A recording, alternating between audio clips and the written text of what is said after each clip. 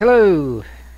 I don't have a proper intro because I never do until the game actually starts get going and I have something to say like previously on blah. Anyway, this is a new You could game. just say, you could just say "Welcome to Shadow of Gradariel" since that's the name of the campaign, and go from there. I was saying Gradariel. Oh, okay. This lovely campaign is Shadow of Gradariel. We can thank our lovely player and much more talented voice actor person, Brian, for the lovely title card that you are looking at on the screen right now, because I only do this in podcasts. Yay! It took me like a day to make that. Right, I know. Still. That leaf was a gigantic pain in my ass. Well, hopefully the person that the leaf represents isn't a pain. Okay? I hope so. I don't want us to be like a self-fulfilling prophecy kind of thing. Yes. As you can already tell, those listening, and probably those who are listening to this now when I don't usually get a whole lot of viewers, Brian's along for the ride. He's much more popular than either me or Sam. Hi, Sam. Say hi. Hi. 4,000 subscribers. I don't know if that really constitutes as popular, but sure, let's go with that. More popular than me? I don't even have 100, dude. Numbers. Yeah, well, true. But still, numbers. Alright. This is going to be a 5th edition game. And my lovely two players here are starting at level 1. And we're just going to work our way up. And hopefully the first couple encounters don't kill anybody. This is why we have a DMPC cleric to save the day. So, with that, let's have you two introduce what sort of characters you're going to be running, and then we will jump in. Who wants to go first? Doesn't matter to me. Flip a coin if you want, or roll a d4 and see whoever rolls higher. I'm gonna roll a d20. That That's too. more variety. Well then, And Sam 2. rolls a 1. Go ahead and roll a d20, Sam. What? You missed the memo. You two are What's the rolling to prompt? see. There we 7. go. There we go. Okay, Sam, describe yourself first. Shit. Shit. What, are we just playing with a gelatinous shit? I didn't know that was a playable race. Yeah, it's like the gelatinous cube, but It stinks really bad of something else. oh god. Great start, people. Great start. My character is Riven. She is a tall half-orc with like grayish skin, with cold dark goldish eyes and muddy red hair that's like shaved on the side, and the rest of her hair is like thick of like a thick mess, like mohawk kind of style with like braids and shit. And she's like wears like this thick like leather armor that has like fur lined and stuff, and she has a really thick black fur draped over her, like skin draped over her shoulders. Have you ever seen are you any of you caught up on Game of Thrones? I do not Nope. watch that show, but I watch clips of it here and there. So I think you're talking about the Okay. Night's Watch. Okay, so you know Jon Snow, like how he has a cape and it has that big thick fur thing Oh, yeah. around the neck. It's like she's kind of wearing it like that, but she doesn't have a cape. Okay. Fair enough. She has like she has some like scars, like 4 thick claw marks on her like right upper arm, on her shoulder, and a faded one that's across her cheek, and a bite mark that's on her left forearm that's under one of her bracers. So she's a little fighting badass, is basically what you're saying. She's a hunter. She has Uh-huh. yes. Alrighty, fair enough. And who are you playing, Brian? I am playing as a human named Locke, or not human, a half elf, excuse me. It's all right. And he's short. Like I'd say, like, somewhere in the low 5-foot range. Oh God. Yeah. He's skinny as hell. He's young as hell. Like at a glance, he's no more than late teens, mid to late teens, 16 specifically. He has. Let me pop over to my bio page. That's probably what he Sam has- did. Yeah, he has Yes. haste. Yeah. He has I actually just wrote down a description and I totally forgot it. I'm just going to go ahead and read that off. Go right ahead. Locke is a young man looking to be in his mid to late teens. He has white skin, short, dirty, messy light brown hair, and hazel-colored eyes. He wears unassuming, ratty, baggy clothes, which he uses to cover up his leather armor. Over his back is a backpack that looks just as ratty as the rest of him. He is skinny and short for his race, coming in at only 5 feet and 4 inches tall. And again, he is really skinny and scrawny looking, and he's kind of covered in a lot of dirt at this point. So, kind of a mess. And because you are our resident voice actor, what have you decided? How is Locke going to sound? I will decide on that when it's time for me to talk. Oh, lovely. Thank you. You will be surprised, damn it! Fine. With that in mind, I will describe your wonderful cleric when we get to him. And we open up for this story on what seems to be a sort of late afternoon or mid-afternoon, maybe like 3 or 4.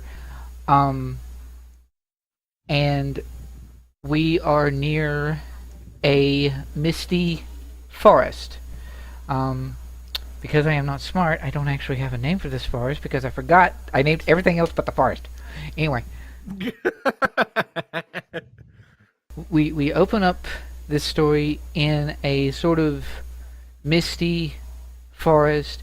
It's like that early sort of morning dew mist, except it's like ever present, almost magical, and it's just floating in and around this forest as if to protect it. And we see a what is it? A sort of grayish blue colored hand that seems to be getting things together and packing things as if going on some sort of a trip. And the hands grab up what clearly looks to be priest-based supplies, including a holy symbol of that of an oak leaf. And we see as he exits his home, which is sort of a thatched wooden village sort of house. As he exits, we see the back of a furbolg who stands at roughly 6'2", 6'3", somewhere in there. Big old grayish blue furbolg.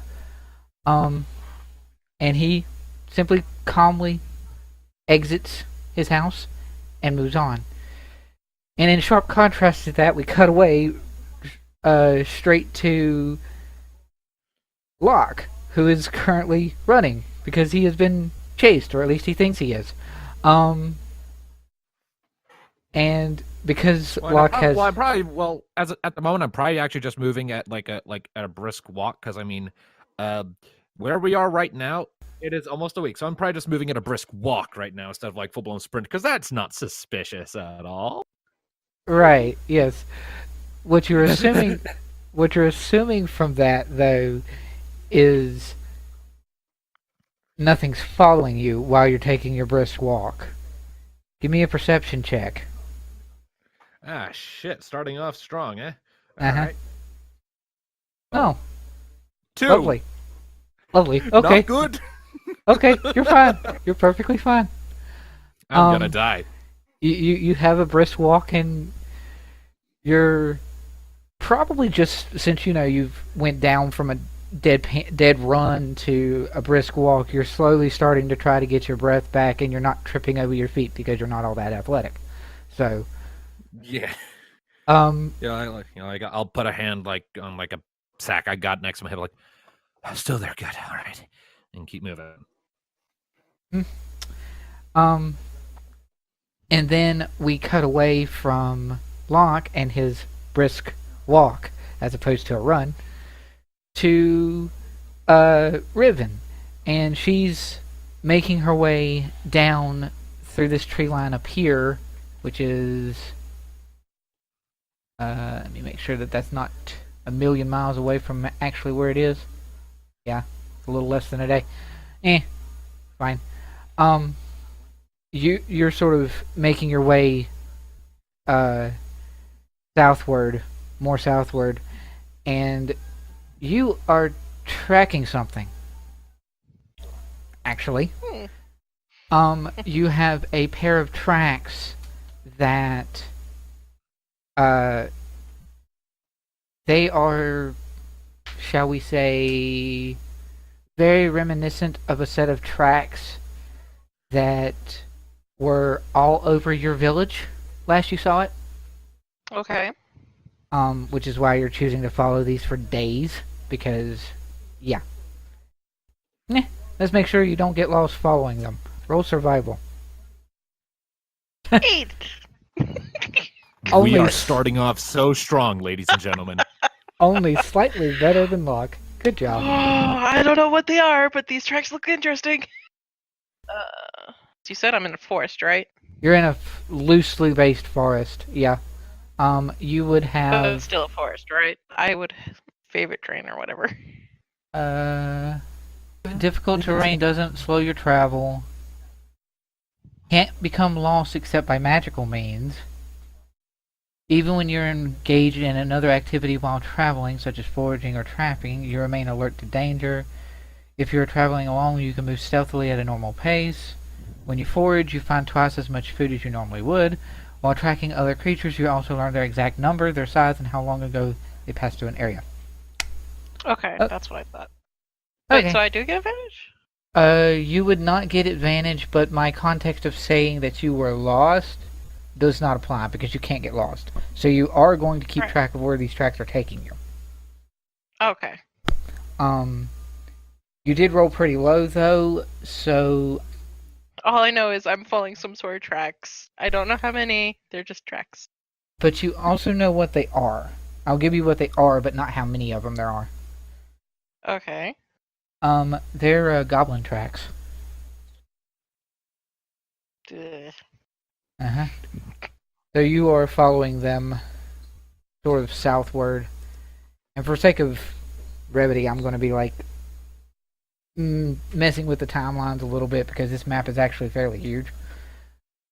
Because I actually changed the composition of how far away places were because Brian showed me how to do that. Thank you, Brian. You are very welcome. Yay. So you are following these tracks, and within the it's sort of, because I'm lazy and the team does have a cleric in the party, as if by some sort of weird fate you all arrive at about the same area at about the same time. Which, Magic. uh-huh. Just Yep. Sweep myself onto it because I'm following the road. Ah, yes. All right. Because you are safe and and not suspicious of anything at all. Alright. Does my 2 on perception let me see these two? No, it does not. Roll perception, Riven. 7. Oh my god. I was Wow. only 1 off. Why are we rolling so low? We're gonna die. We are so gonna die. Actually, TPK session 1. here's the thing. Assuming that we continue to roll low, all three of us, it just means I'm never going to hit, so the combat's going to take forever. Oh no! Oh. You know, what's everyone's passive perception? None of us are making an effort to hide, so I mean, like, passive perception is the thing here. I think. This is true. I mean, my passive perception is 10. So Mine is 14. So, Mine yeah, is you also see me. 14. I am so not wise. No, you are not. Okay, so yeah, with passive perception, because that does make a little bit more sense. Um, with passive perception, both uh, your our lovely Furbolg over here, and yeah, with passive perception, everybody sees everybody basically. Because even Locke's passive perception is 10, so um, our lovely Furbolg simply makes a gesture of a wave over towards Locke, who's walking on the road in rags. Locke is going to hide behind a tree. He's going to look up, see, these two things that he doesn't recognize. What? Do I recognize what races they are? What check would that be? History? I would have. I mean, there's no reason why you wouldn't know what other races are. You would have seen them in your in. I'd probably know what a half orc is, but furbolgs are kind of obscure. This is true. Furbolgs are a bit more obscure. Probably history, because nature makes it seem like it's an animal, and it's not. So. 8. Okay. So you don't know what a Furbolg is. Good job. So I just see this really tall thing with, gray blue skin lumbering. I was like, oh shit! And I immediately duck behind a tree and try to hide. Well, roll stealth. Okay. I mean, that's okay. Lower than your passive perception. It's 13. You still know where I am. Well, passive perception of 14, yeah. We still know who you are. So, the Furbolg just sort of tilts his head, and as the half elf in rags that was walking on the road just hides away behind a tree as he waves, and just like, But he does sort of give a gesture of a greeting and a wave to Riven, who is like, what, a solid 20 feet away almost?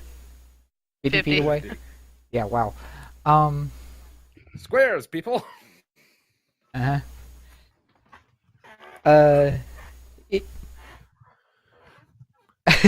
He actually sort of makes a gesture towards the one on the road, and it's just like, as if to say, "You did see that, right?" She just looks between the wherever they are and stuff, and then looks back down at the tracks. She's going following them. She's like, okay. Right. The tracks, for what it's worth, are going more sort of this way. Okay. I guess I'm gonna slowly start following them. Yep. Doo-doo. As you make no effort to say anything, and you look tougher, Furbolg is going to wander off this way as you're going that way. Doo-doo, doo-doo, doo-doo, doo-doo, doo-doo. Yes, you're following tracks. Good for you. I can totally see you over there. Looking at Locke. Oh. And, Locke will step out from behind the tree, kind of anxiously. Why were you hiding? I don't know what you are. Oh! I am a Furbolg. He bows. Oh. Nice. I am also a priest, and holds up his holy symbol. I see. Well, good luck with that. I'm gonna keep going. A good day. And Locke's gonna start meandering back onto the road. Mm-hmm. I'm a coward. Yes, you are. It's oh, there's people here. I don't really want to deal with them either. It's like a half orc and a thing he's never seen before. I think Locke this is a half orc. It's like when you get closer, you see she's like a good almost foot and a half taller than you are. Both of them are. I'm a runt. Well, both of them are roughly a foot taller. Riven's much taller than the Furbolg, or slightly taller than the Furbolg. Furbolgs are supposed to be tallest. Lowest is 6 to Yeah, It's like 6 foot or higher. yeah. for I mean, furbolgs. he's not so tall for a furball. He's tall to everything else, but he's not so tall for a furball. If He's you only want like to be 6'2". exact, she's 6'4". Okay, they're the same height. He's 6'4" too. Okay. All right. So, seeing the boy go wandering off that way, he is going to investigate the half-orc who seems to be following some sort of tracks. You are following something. What are you following? Goblins. Goblins. Interesting. I don't suppose you know anything about him. Points back to Locke. Out of character. Mm. I'm not here. I know you're not. It's just like, no. I see. You do look to be a hunter, though. Mm-hmm. And you are tracking. Interesting. Yes, that's what hunters do. Right. Question for Locke. Since he's only covered in rags, and he doesn't have any sort of means of a cloak or anything, is his book that he always carries with him visible on his person? He keeps it in a pouch. Yeah, it's in a bag, kind of like a purse. Right. Yeah. Okay. Well. Riven, give me a perception check again. Yay! 19! Okay. Much better. Okay. So both of us actually see them. Over here in the corner of this tree, like another 50 feet away or something. No, 40 feet away. Not too bad. Wait, what tree? This tree down here. There is a goblin hiding over there. I am charging. And said goblin has a short bow that he is aiming. Not that Locke sees it because he's running away, but he's aiming it at Locke. Oh. Not that Riven cares because she's charging. Is this the part where we roll initiative? Yes, it is indeed. Oh. Yes, well, I'm charging, so using all my movement. Oh! Oh wow. Okay. Okay, well, that's my initiative. Just 11. Uh-huh. Well, And Locke gets to run away faster. Locke is much faster. He's like double that or something. Yeah, but Locke doesn't notice the goblin, does he? No, he does not. He's not paying attention. Well, the goblin would get technically, since it's already drawing its bow, would get a surprise round on him. Technically, yes. I think. Especially if he sees Riven charging at him. Yeah. And then we'll do roll for. Okay. Uh. I rolled 2. I did that intentionally. It's fine. Oh hey, look at that. Locke goes at, or the furball goes at the same time as Riven. He only gets a +1, and he only gets a +1, and I was an idiot and didn't roll it on his character sheet. So you are Okay, first. well then technically, I would technically go first since I have a 2. Right. Yep. Boop. Alrighty. So the goblin gets his turn, his surprise round on Locke as he sees that he was noticed. And shortbow should have a range that's decent enough to get all the way over there. Yeah. Locke is going to get shot at. And not even know that he's getting shot at. Boop. That will hit me. I only have an armor class of 12. Okay. So you are running away from the creepy people that you did see.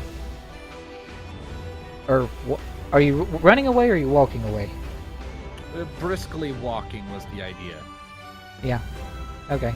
Like just going out of my way. They didn't seem to have any interest in me. I wasn't going to try and provoke them by running away. Just keep going about my business. Try not to draw attention was the idea. Alright. So, you haven't, because I am so, original, arrow to the knee, pop. Ooh, Ooh. that hurts. All right. So I'm down to 3. Oh, we didn't even buy any potions before the game. Shoot. Okay. There was an I totally forgot that you guys wanted to buy things. Well, I wanted to buy some like potions and stuff, but okay. It wouldn't make any sense for my kicker to buy shit preemptively. So, yeah. All right. So arrow to the knee. I have a fall. Oh God! Uh-huh. Look over at the goblin that did that. Is it my turn? Would it be your turn? Technically, it would be. It would be. Yeah, his it turn, would be your turn. because it goes to the top now. All right. So I am going to stand up, well as I can with an arrow in my knee. Raise my hand at it, and I am going to cast Eldritch Blast. Yeah, explode it. Uh-huh. Alright, normal roll. 15 to hit. Do believe. Yeah, that hits. Alright, I believe I hit roll this for damage. 9 damage. Oh, wow. Okay. Did I kill it?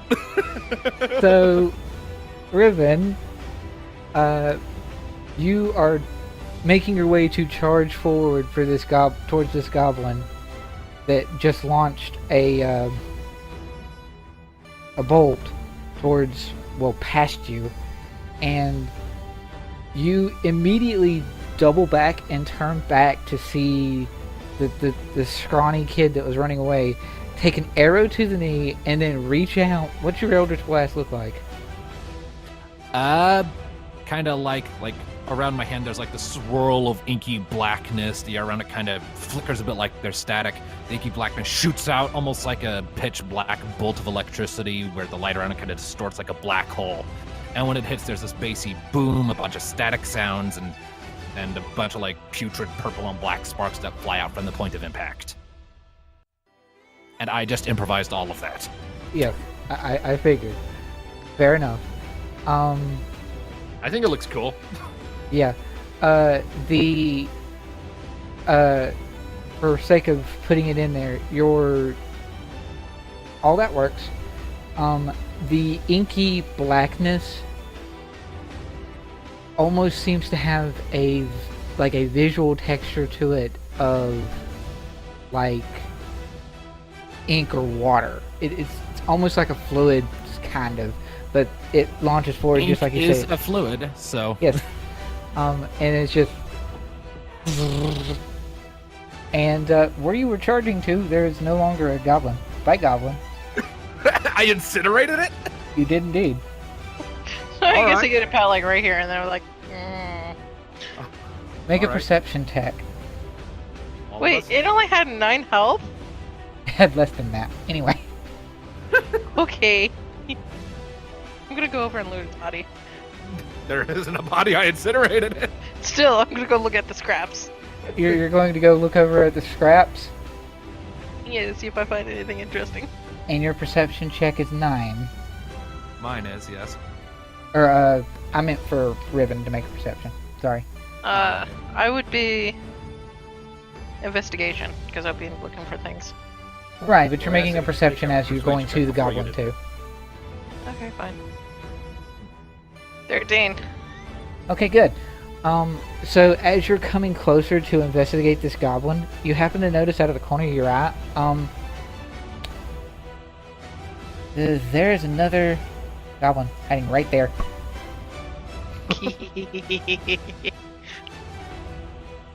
And he looks up and sees you and sees his buddy that just got like literally fried, and he's. But he has his short sword out and he's shaking. Oh, he has a sword? I'm gonna pull out my 2 axes and be like, grr.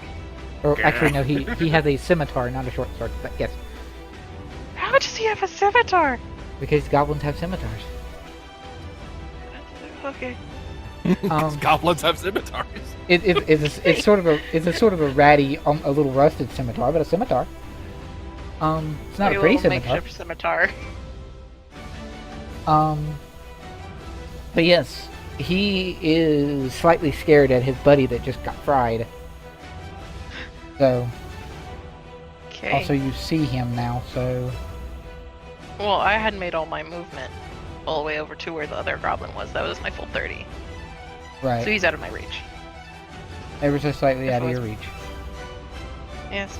So Okay. yeah, no, I'm just gonna sit there and like look at him like with my 2 axes out, just going like, grr. And that is your turn, I'm assuming. If you're not in range. Yes. Well, Are you going to spend your action to investigate his buddy? You could. no, because I see this other goblin, I'm gonna intimidate it. No, that works too. Go right ahead. Oh. Grr. Holy crap. What do you Okay. say? What do you say? Or how do you intimidate this goblin? Just basically, it's like almost like a rogue cry, like screaming at him. Stuff. Tall, imposing, Like and loud. Works every time. Yes. Considering this goblin is shorter than Locke, so yeah. Yeah. If he was paralyzed from fear before, he very much is now. Okay. Well, Is he gonna run? he doesn't have his turn. His turn was Yeah, standing frozen in fear. It's now the footbogs. Yep. So Furball goes slightly lumbering because it's a brisk walk for him and he's big. And makes his way up closer to Locke. And without really saying anything at all, boop. Yay! Okay, that's not my roll, but okay. Huh? It didn't roll the dice. I know I didn't roll the dice. I forgot to tell it to roll the dice. That's fine. That means I'll have to fix my spells later. But oh well. You're probably going to be fully healed. Boop. Yeah, there we go. Yeah. So, you just see this giant blue-gray furball creature person. He gets closer down to your knee where the arrow was shot, and his hands glow. The sort of a blue-green sort of a color, and he... Be calm. Be calm. That was an amazing blast. But be calm. And he just continues to say be calm over and over and over. And then your leg's not hurting anymore. Oh, thanks. All right.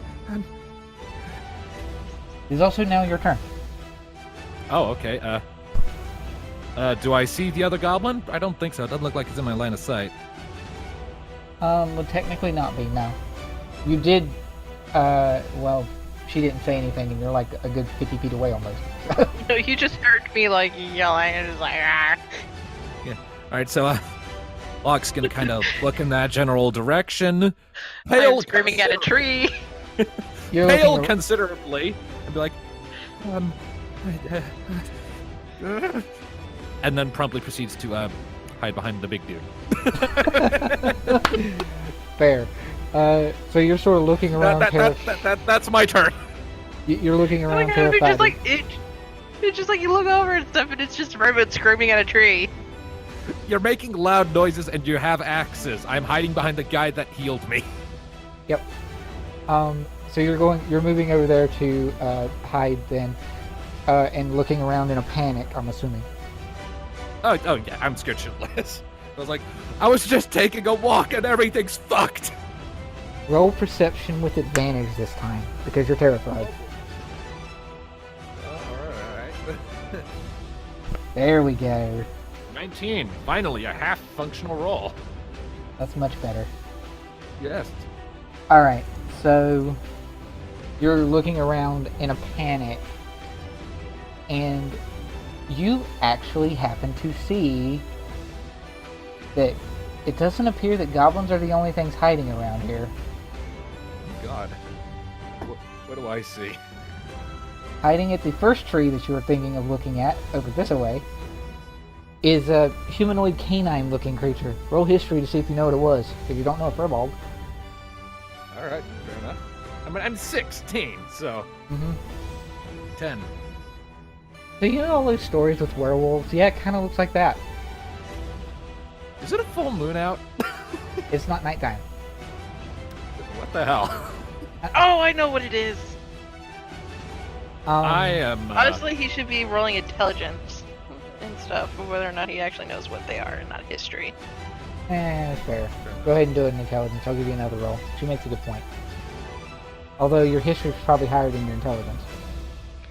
rolled higher anyway. They're exactly the same. Oh, they are. Look at that. Alright. Yeah, it's a gnoll.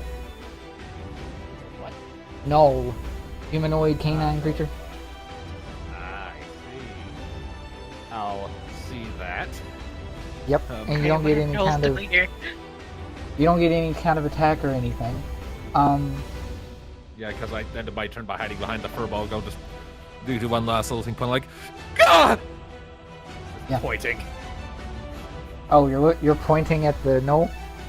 I'm pointing at the knoll. I am alerting the furball to its presence. Like, knoll, knoll! Oh. So, just as the gnoll makes its turn to go going 30, going to this tree here, your attention's on the goblin in front of you. So its furball's going this way. Alright. The goblin is going to run. Get the heck out of Dodge. This way.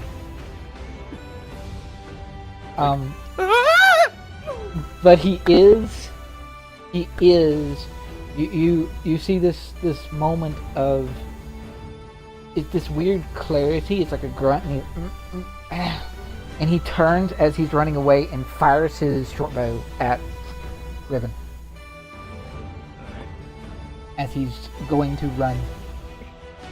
Oh, wow, Ow! that does hit you, in fact. Yeah. Yeah! 23. Holy shit. By 10! Wow. Okay. Boop. He hit you, but he didn't hurt you very much. So it just like Nope. it just like barely sinks into the armor in and around your like the lower part of your arm where you got a ton of scratches. It doesn't really hurt you at all, but it does hit you, and it is sticking in you. It's just like looking at it like, ah! 8 goblins! Mm-hmm. Your turn, I don't. Revan. They suck. Oh, is it my turn? It is your turn. Oh. Ha, ha, ha, ha, ha. Hi. Pop, pop. 25. Yes. Okay. So that's 9 for 1 pop. You're going to slash Off at with him. its head. Yeah, pretty much. Just and you just slice plain through him, basically. And he screams bloody murder because he is being murdered, and you slash at the arm that had his scimitar, so he no longer. Well, he's holding a short bow before, so he drops his short bow because he was holding it, and falls to the ground in a heap. I kick it. Uh-huh. You alerted the furball to the knoll. I remember correctly. Yes. Yes. I All right. pointed at it and said, "No, no, no!" Hide. Right. So both the furball and Locke are looking to Riven, who has just dispatched this other goblin a good 50 feet away. Over that, 50 feet, 70 feet 65. away. And so the furball is going to look towards Riven and be like, "The goblins are not the only ones here, friend." And he just sort of does this almost anime thing, and then fires off a guiding bolt at said knoll. It's shiny. Guiding bolt. Yeah. Oh yeah. Oh boy. Dang. Pretty sure we just have just moved that knoll up. Okay. Ow. Jesus. Yeah, it's powerful. Ow. So Riven turns back, as I'm assuming she turns back when Furball calls to her that not the only ones here. And you see a blast that's not. It's a lot different from the dark and menacing blast, the Eldritch blast. It's a lot more bright and vibrant, and the knoll is now hurting immensely and sparkling. And somehow shining. Yeah, he's now sparkling. But he is up still.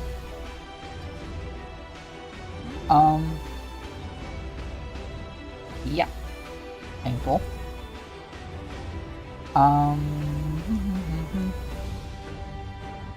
Locke, what you doing? Hiding. Locke is going to squidge around just a little bit. Locke is going to sort of point a shaking finger at it and shout, "You need to get the hell away from me!" And he's going to cast Dissonant Whispers. Oh. Wisdom save, you say. Wisdom save. Wisdom save of 13? Need a 13. Yep. Well, it still takes half damage, so whatever half of 14 is. 7.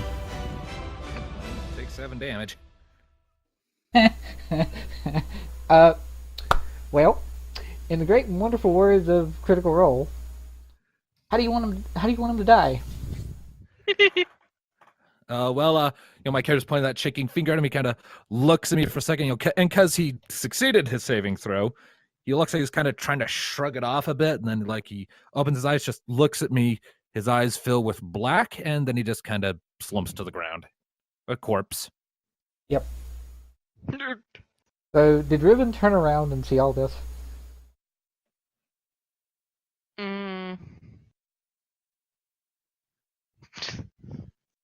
I would look when the furball called out that there's a knoll. Mm-hmm. Yeah. So Riven turns back to look, and she sees the furball extend out a hand, and this brightly colored blast, much more vibrant than the dark blast that incinerated the goblin earlier. It launches at the knoll. He gets hit hard, and he's stumbling, but he's still up and sparkling. And then the big bright gets heavily contrasted by a dark shroud that falls over him, and then he just clumps to the ground. And yeah. It seems that these two wayward travelers that you have stumbled upon, Riven, are quite capable of some feats of magic. Especially the scaredy cat kid, apparently.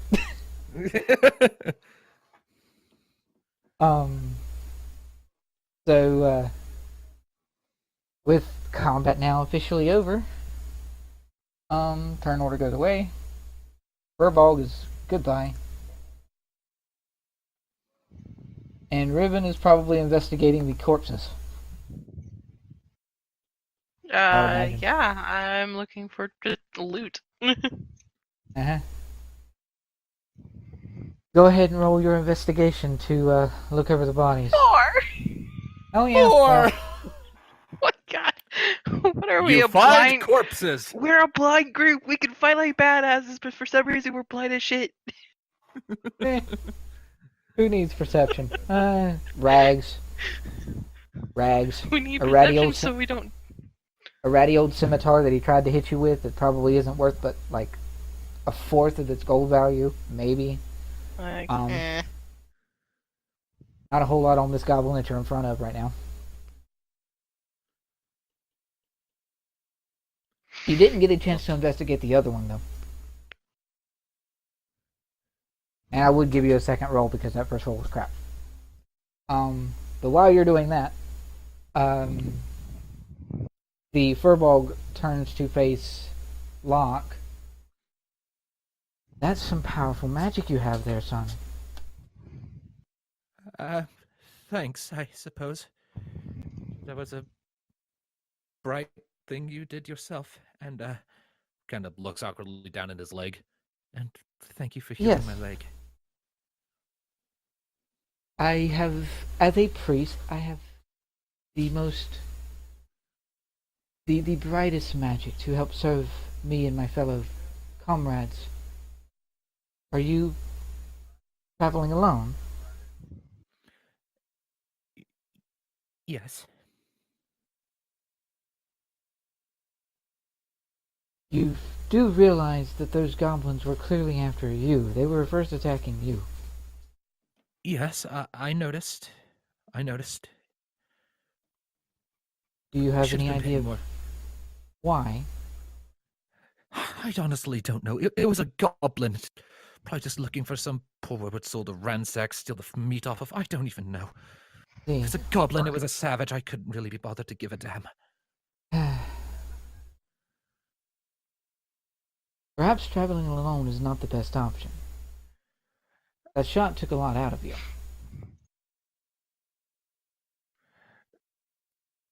Perhaps.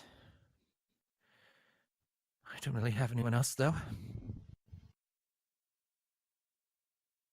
You have at least Can I one. look around for any more, like, goblin tracks that I was trying to follow earlier? Oh, yeah. Go ahead and roll survival.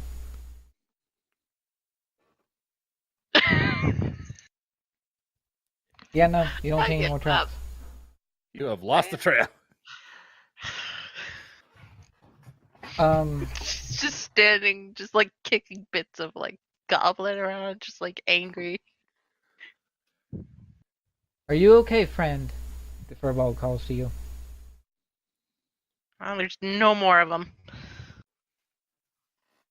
Well, that's good. Come over here so we're not shouting yards away, please. I saw how you dispatched the other goblin. That was rather impressive. They're surprisingly weak, but numbers that. Yes. They usually do travel in much bigger numbers. That's why it's strange that we have only seemed to found 2.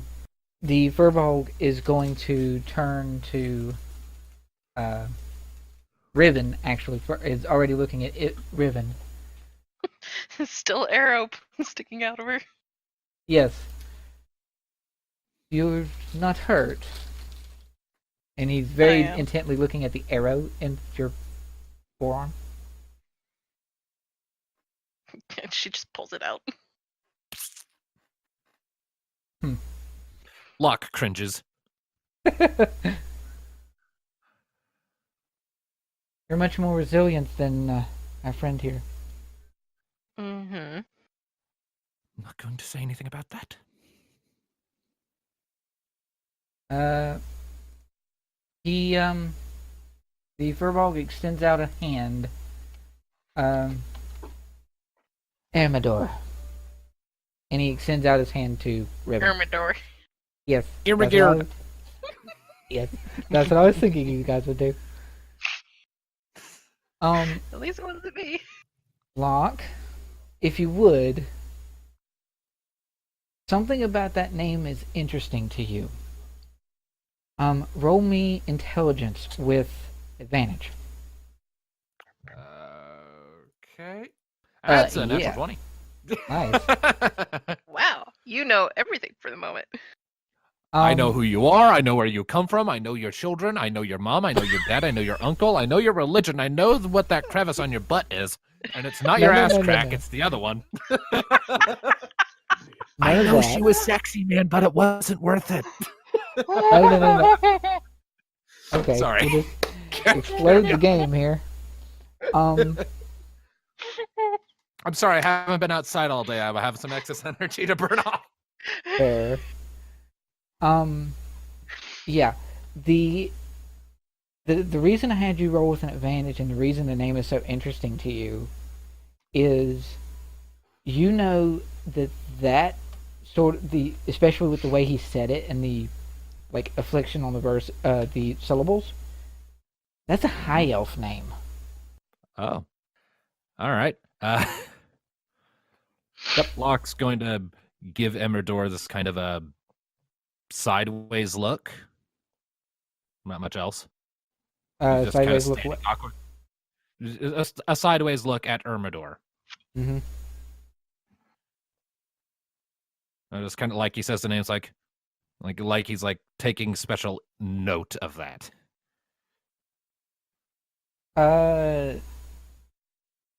He's only seeing you out of the corner of his eyes. So Ermidor is going to roll insight because he's actually good at that. All right, go ahead. I don't know why I'm saying go ahead. You're the DM. Insight is Insight is knowing people. Yeah. Yes. Oh, right. It is. Yep. Mm-hmm. He sort of looks back to Locke. Something wrong? Nothing. Just an interesting name. If you do not like it, you can choose to refer to me as another name if you wish. If it's your name, it's what I'll call you. Although, I don't really know if I'm going to know you for much longer. I would hope you would. You can't be traveling along too much. I've been doing just fine so far. Tell that to the arrow that I helped. Just kind of grumpily look down at the ground. If it bothers you so much that I have a high elfin name, you can simply call me Oak, if you wish. Oak is in the tree. I figured. Wait. That's also for you, Sam, because it's much easier for you to remember than... No. Okay.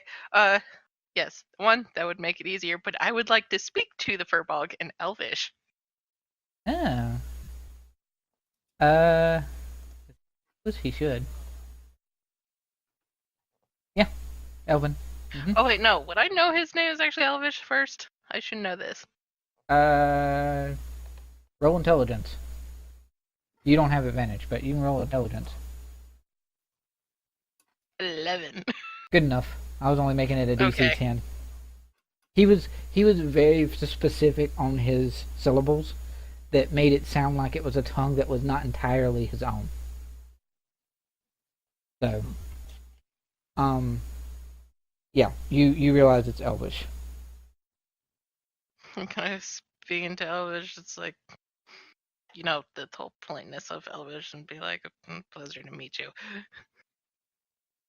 What was it you said? Like, pleasure to meet you. Oh. Like, you know, the whole politeness of Elvish kind. But like this disgruntled because it's coming from a half-orc? Yeah. It's like, surprisingly, she's like, knows it very well and for a half-orc. Does Locke know Elven? I know a lot more than Elvin. Oh yeah. I would suspect. So you would understand it as well. I'm not going to say anything. I'm just going to listen and pretend that I have no idea what they're saying. Fair. When you speak up in Elven as sort of like forced as it was, Ermidor or Oak smiles and bows to you and says, also in Elvish, "The pleasure is mine." And then he extends his hand out as if to ask your name as well. She doesn't shake it. She just says, "My name's Riven."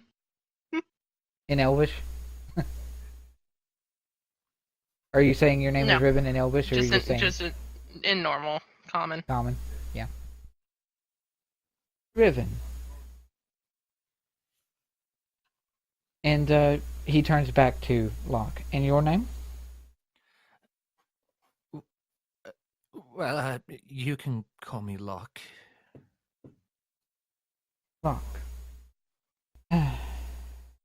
What were you Can tracking? I tell what time it is? It's like 3 or 4 p.m. at this point.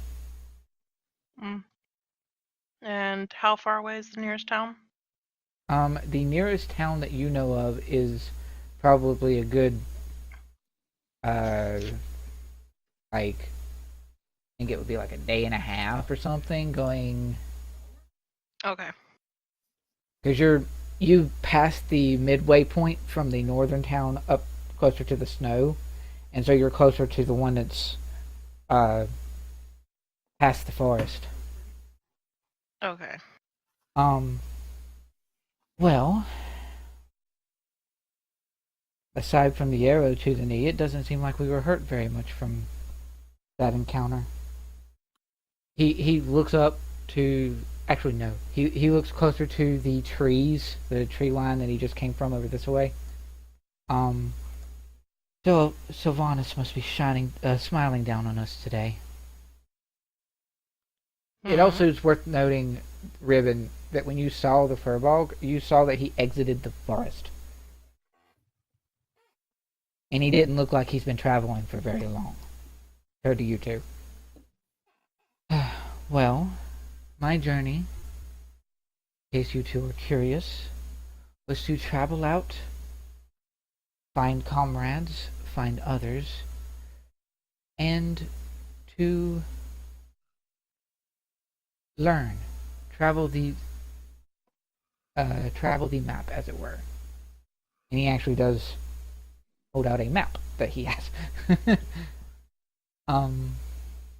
I don't know what you are doing, Locke. But Riven seems to be tracking something and perhaps unsure of where it's... killed. Well, you may have been tracking goblins and it may have been those two, but as we said before, goblins don't travel in groups of just as small as 2. Something is strange about that. Not to mention the gnoll. I don't know about you two, but I've never heard of gnolls traveling along with goblins. So something is a little bit strange about that as well. Regardless, if you two need a place to rest, or perhaps are in need of supplies, the closest town to here, he looks to the map, day and a half away, and if you will permit me, I can lead you to my home. It's much closer. Locke looks very indecisive. Riven's just standing there looking between the two of them. You know, if no one decides anything, all the decisions are going to be made up to me, if we do decide to travel together. I was afraid of this. Why do you... And then he looks up to the sky. Why do you send me to friends that are indecisive? And then he actually looks to Locke sort of more closely. My home, just so you are aware, is not made up of just me, my Furbolg race, if that is what worries you. My home actually contains half-elves, gnomes. There's a human or two. We have no half-orcs. Your race isn't what bothers me. What bothers me is just you're a stranger and I don't know you, either of you. I'm just hesitant to go with someone I've only just met. Well, we did protect you, or I did. You did. I'm not denying that, and that's why I'm genuinely considering your offer. But I've dealt with false kindnesses before, and I'd rather not have it happen again if possible. See. Well, it is your choice if you want to return with me home, but we'd be willing to supply you, to help you. Locke And kind of thinks it over for a second, then he suddenly takes off his backpack, sits on the ground in front of him, and starts rummaging through it, sort of mumbling to himself. okay. Riven was just watching, like, what is this little being doing? He's taking inventory. He's figuring out what all he has and what he wants. After a little bit, he gives a little sigh, puts it back on, says, "All right, I suppose I can take you up on that offer. I don't exactly have much left in the way of rations." It would be good to resupply then. It would. Yes. Yes. What say you, Riven? Hmm. Are you willing to join me and Locke at my village to resupply, perhaps? Sure. He smiles brightly. He is very happy with this. And he makes his way this way to his village. It's inside the forest here. All right. Well, Locke will follow. As does Riven, I'm assuming. Yeah. Alright. You two roll for me perception as you're making your way into the forest. Another perception. Uh-huh. Average. Same as my passive. Oh my god. Okay, it's fine. We are just an oblivious bunch, aren't we? Apparently. Alright, it's fine. Wow. 10, 7. You do notice as you're walking into the forest that that sort of ever-present mist that's around the forest itself, it almost like you're walking through fog, kind of, but it's not like vapor fog, it's just fog. It's like a weird blend between fog and smoke. And it doesn't impede your ability to breathe or anything. It's just present and is clearly something that you're sort of passing through, like a barrier of sorts. Can I roll an Arcana check to see if I know what this is? Can. 16. Nice. It seems to be a kind of nature-based magic, and you get the sense from your knowledge of magic that it's meant to protect this forest as a sort of defense against anyone who might be trying to come in that's not invited. All right. But that's just about it. It's almost like it's alive on its own in the same way like a plant or an animal is. I see. It's very interesting. All right. And oddly welcoming. You notice suddenly as you're walking through, it goes from being sort of resistant to welcoming suddenly. And then you make your way into the forest. Oh. All right. You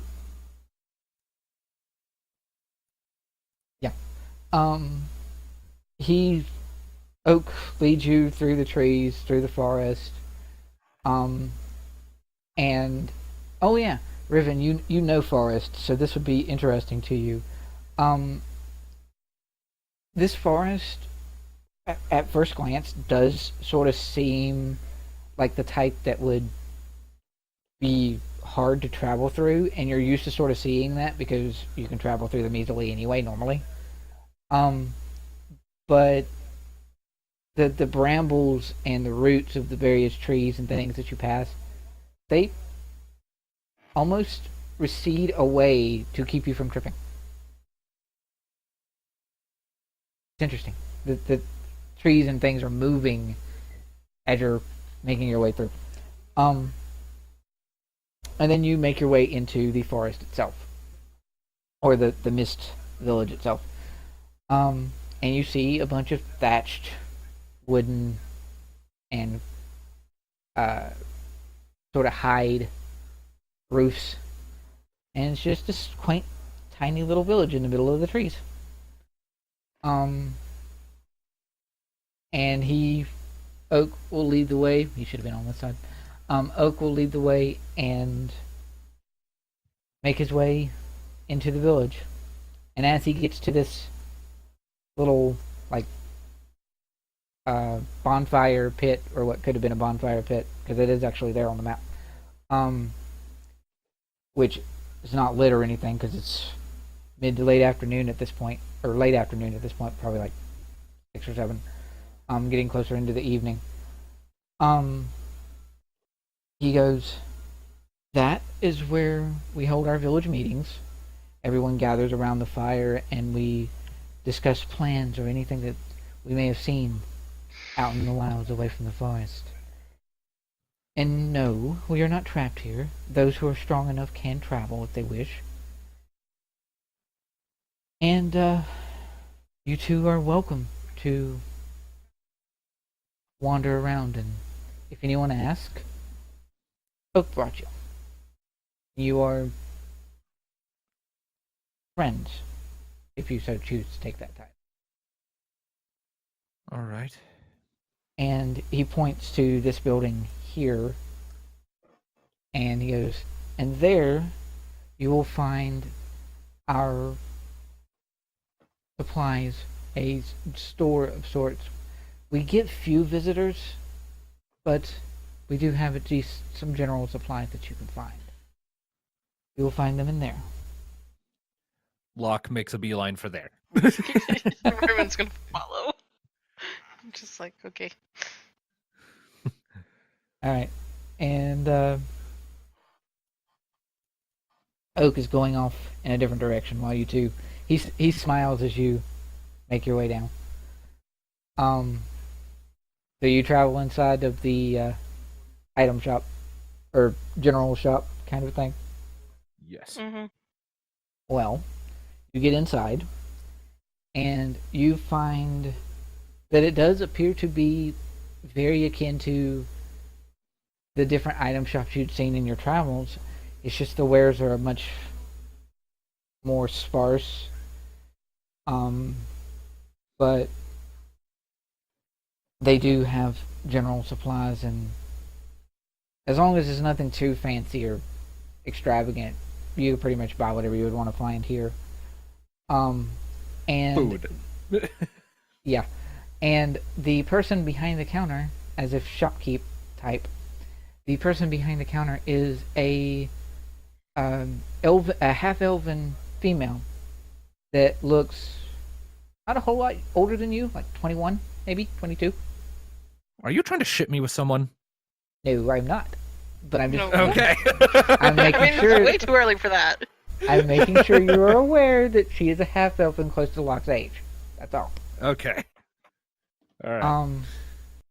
But she gives you a smile as you walk in. As you both walk in, she gives you both a smile.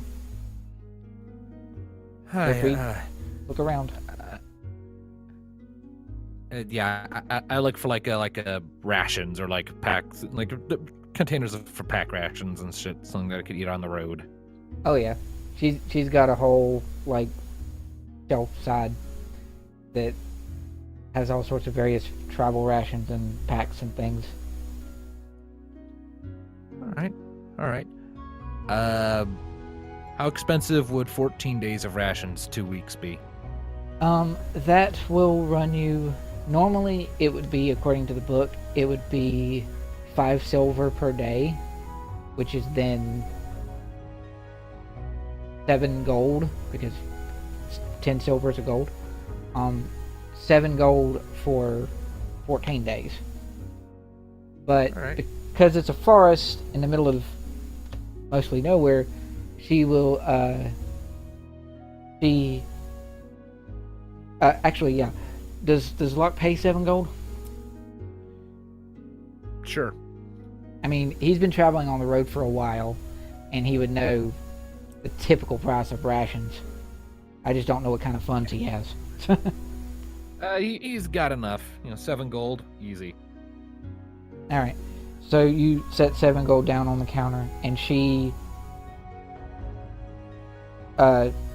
reaches out with her hand and pulls the 5 of the 7 gold away, and then pushes the 7 back towards you. She's giving you the rations for 5 instead of 7 gold. Oh. Thank you. She nods. Does she happen to have a type of food that if prepared at a fire or something could be a bit more substantial than just rations, like something that could be put into a soup maybe, or meats of any variety, or fruits or vegetables, anything really? I mean, technically she would. She would have fruit and things from some of the... she would have berries from the bushes and trees around the forest, so yeah. Alright. Then could I get a bowl of berries? Yes, you can get a bowl Berry of berries. bowl. You can get a bowl of berries, sure. A silver. Alrighty. Then and hand over a gold piece and probably get the silver and change, yes? yeah, you would. And it's worth noting that in a lot of cases you know the prices of stuff, but if it's stuff that's weird and different and special to here, she actually has little sign postage things in very fancy sort of almost calligraphy writing for her little signpost for her various things that are different than most stores would have, which would include the berry bowl, which is 1 silver. Alright. Well, I have bought a bowl of berries, and now I am eating the berries. Good for you. Riven, what you doing? I guess getting rations and seeing if there's any potions. Are you getting the same amount of rations? Sure.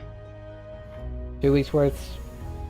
Are you handing out? How much gold are you handing out? How many rations you?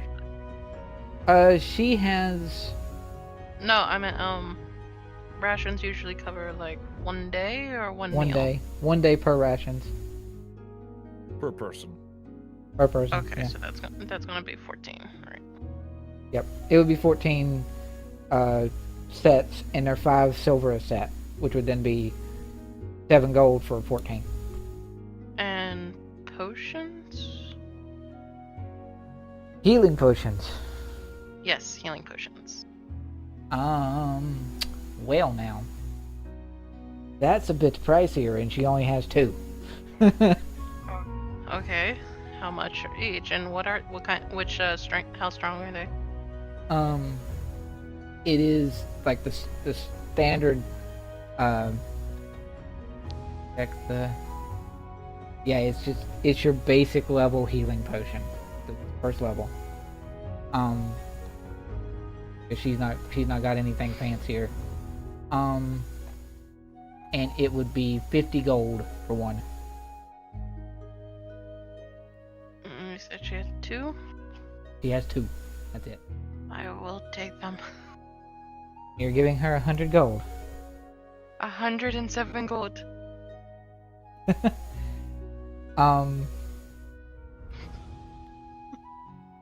She appears to be thinking. And she's. I mean, there's still an open wound on my shoulder, just bleeding. This is true. She appears to be thinking, and she's very expressive.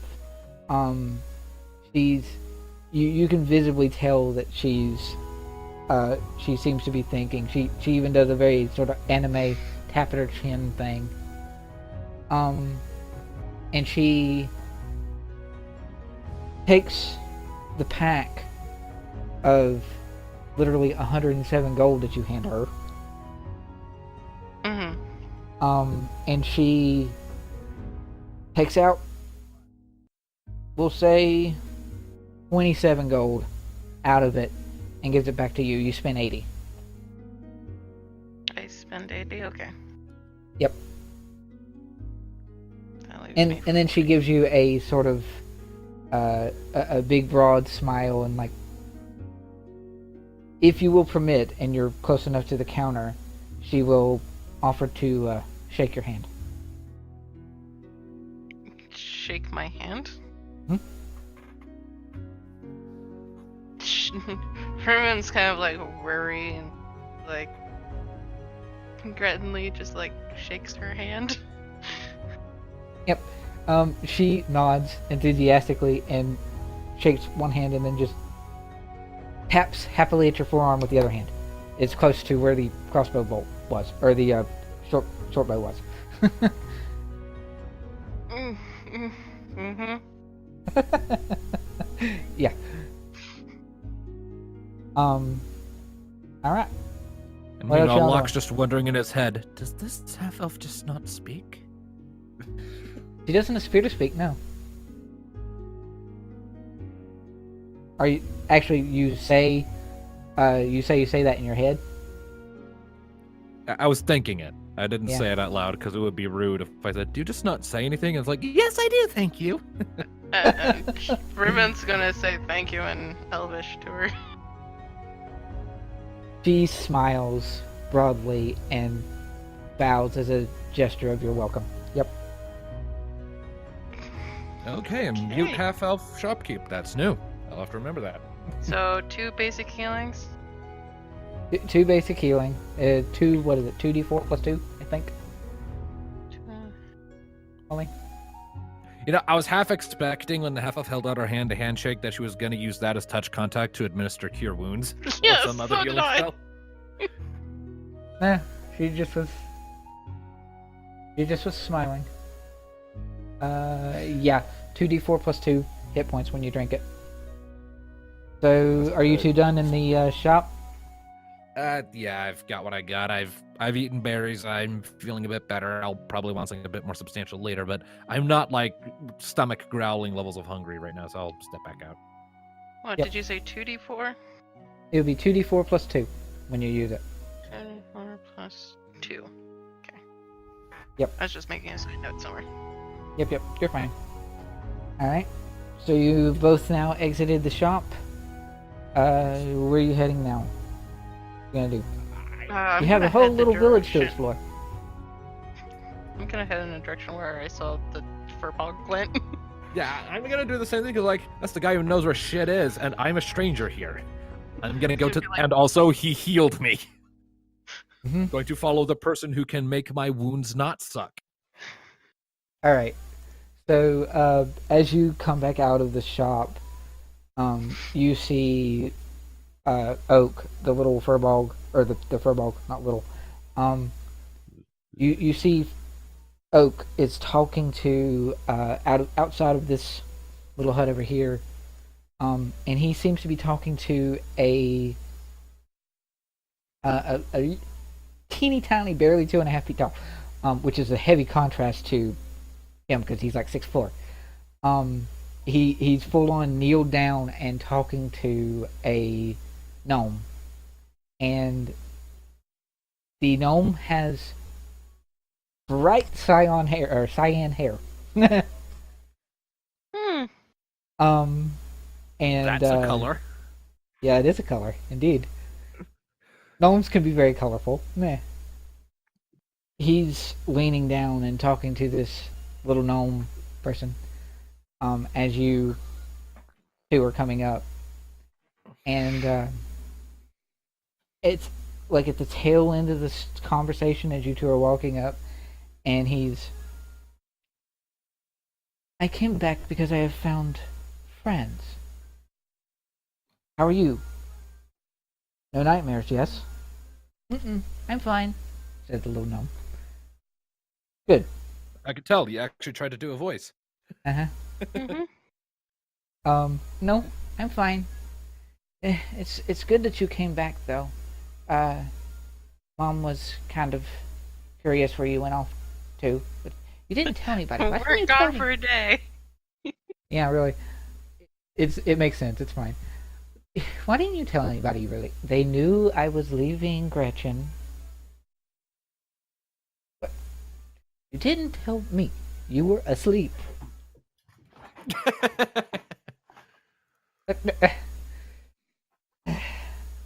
Foiled Fine. by time yet again. Mm-hmm. Fine. Give me a hug bye next time, please. I will.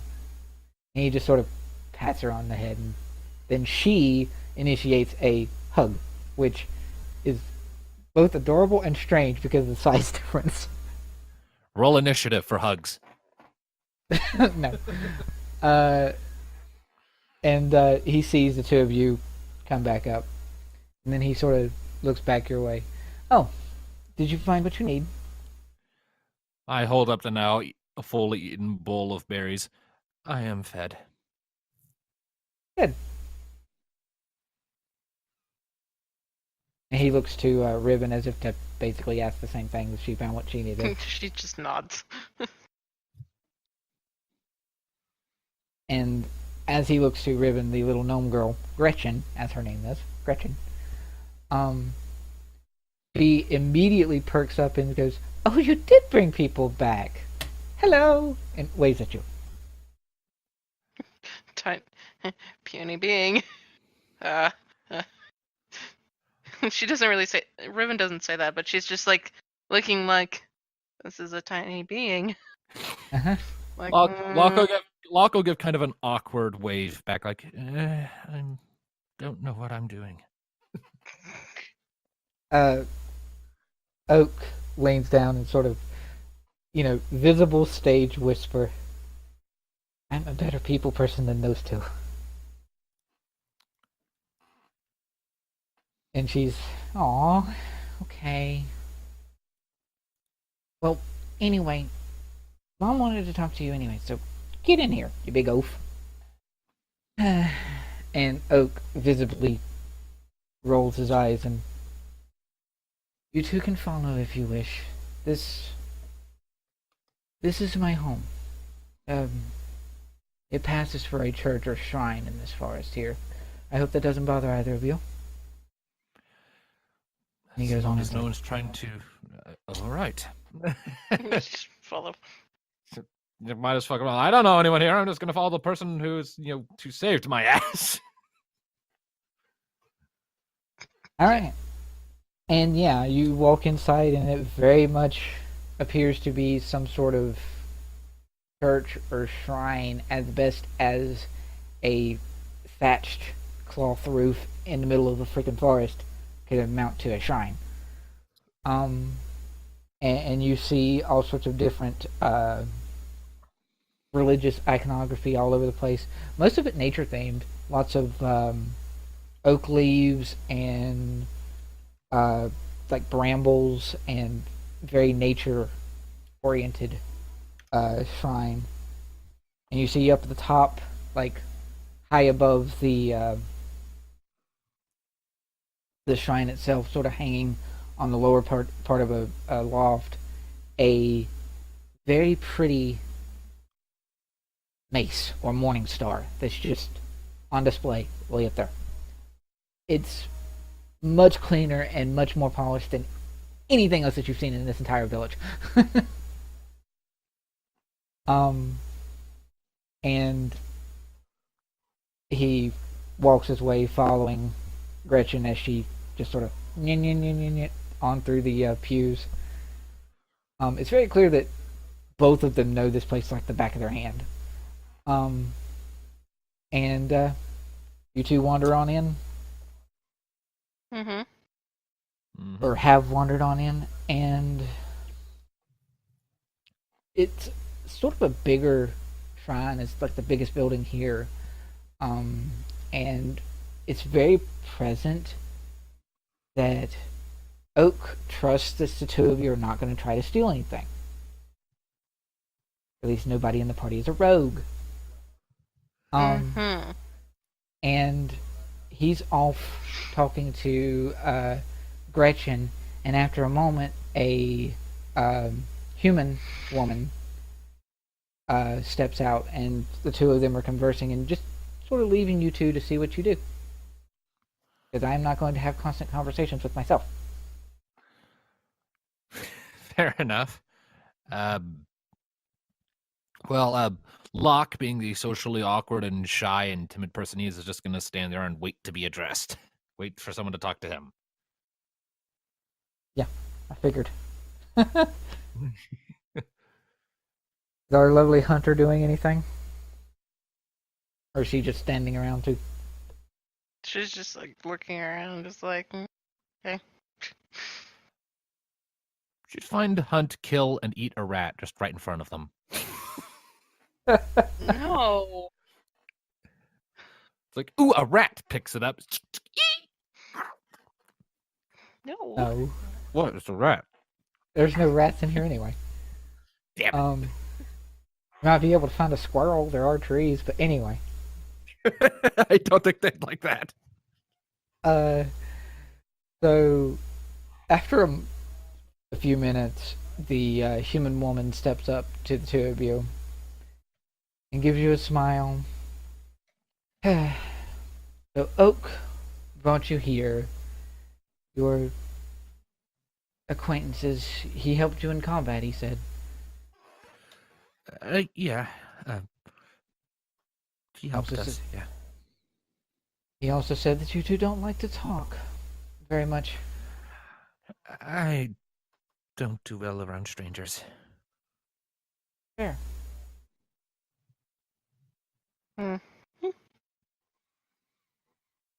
Well, you are welcome here. You can rest if you wish. And in the morning, the high priest here, my husband, he will return, and he will speak to you for a moment and see if my big oaf of a son over there is correct. But Oh, of course, he didn't tell you. Oak seems to think that you two are a prime candidate for a prophecy. He heard about it from Oracle in a neighboring town, far off town. He wandered off one day. He seems to think that you two are just the people he's looking for. I would hope that. Oh. why would he think that? Well, Oak, bring the prophecy. You at least need to tell them that. Oh, right. Yes, I mean, if you think I'm involved in some big thing, I'd like to at least be previous to what it is. Yeah, I was in the middle of something when I came across these two. Yeah. Same. It's very visible, and it's interesting that this human woman is only like 5'8", 5'9". He's much shorter than Oak, and for all of his like socialness and being so open and being so trusting and speaking the way that he was before, he's switched gears and he's now sort of timid and shy himself. And he's He's like, he doesn't want to be upset by her. Diagram. right. Prophecy. Goes through his bag and he displays forth a little note, a parchment, somewhat old looking, and the the parchment itself, the text on it is written in Elven, which everyone can understand and read. Mm-hmm. And it says the following. It's a... As I'm the voice actor of the group, how about I read this out loud? Yeah, go right ahead. Fine, sure. All right. A It's young it's child probably not all very alone. it's probably not very phonetic and special sounding, but go right ahead, Mr. Narrator. I'm gonna just do it because I'm a voice actor and I like doing epic shit. Sure. A young child all alone. A priest lost to grief. Together they can find shelter. A pact made of leaf. The child grows, finds friends of tree and rock, but is soon sent away to find their real flock. A boy of timid youth, shrouded in fear, a great power within. His story starts here. A girl of great strength, she has lost her pack. She seeks vengeance, she'll follow the tracks. 3 young heroes. Do they have what it takes? They will work together before anyone breaks. These heroes will be the ones to find the veil. These heroes will save Gradariel. Yay. Cool. Awesome. Yep. So you read through that. Everyone sort of reads through that prophecy, and summoned from the aether, we have this mystical narrator that makes it sound all cool. Hello. Yeah. As you've finished reading through it,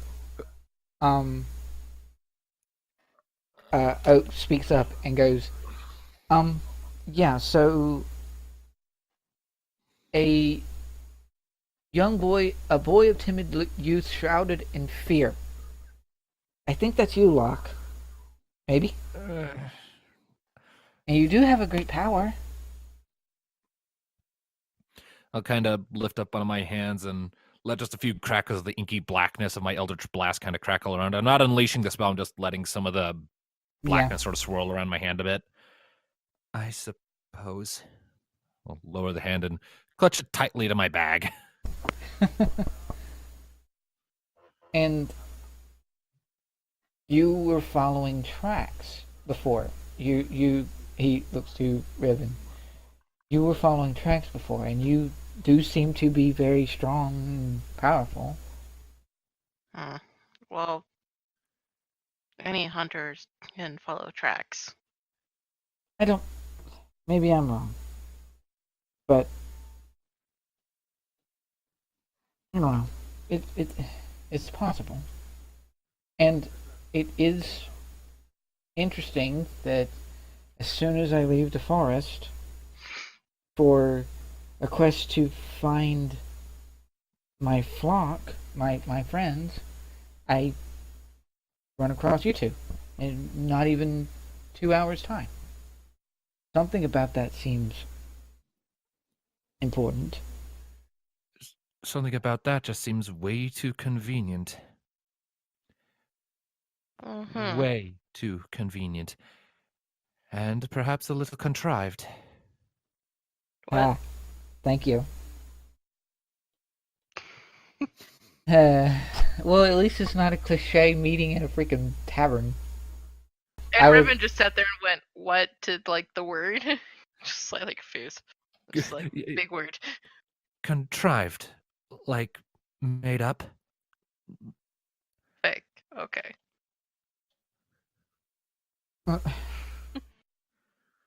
No, not fake.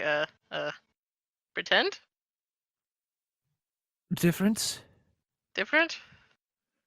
Different. No, what's difference? What's the difference here?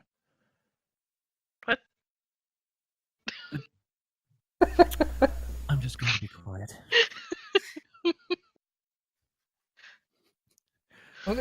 Either way, Dad is going to show up and he is going to see if I'm right. He spends a lot of time learning the Oracle's ways, and at least we can trust her, maybe. I don't know.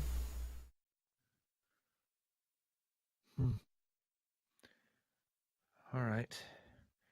You said we can rest here? Yes, the human woman speaks up. Yes, we have plenty of free rooms here. All right.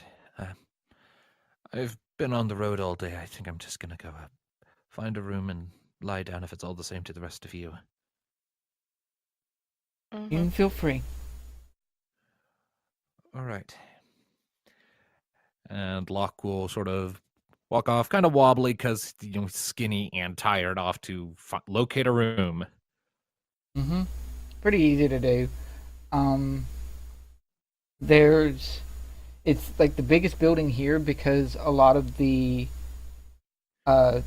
building itself is just rooms for like there's bunk beds, but there's at least a few rooms that are empty. And it it's interesting, um, because this little shrine church has also got sort of an orphanage vibe to it. There's plenty of rooms, and it seems like the rooms have had people that have stayed there for longer than a couple of days. Do any of them have like a desk or anything? One room does have a desk, yes. Well, then this will be the room Locke takes up as his. He'll set down his shit, sit down at that desk, and take out the book he has in his backpack and the black book from the pouch at his side. And he'll start going through the book of lore, looking for information on the black book.